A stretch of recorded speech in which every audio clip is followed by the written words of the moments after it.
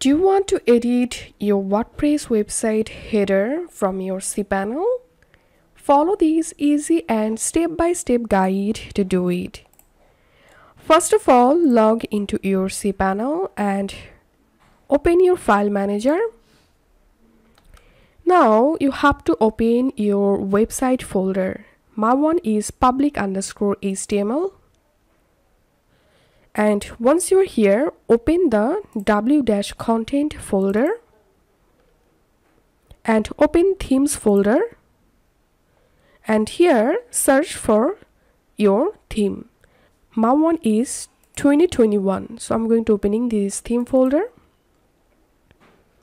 Once you are in your actual theme folder, here search for Header.php file.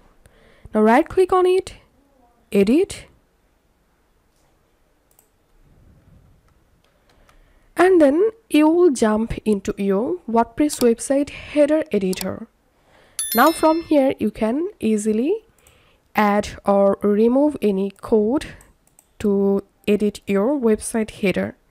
After that, make sure to save changes, and this is how we can do it.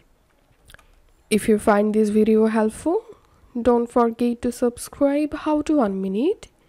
See you in the next video.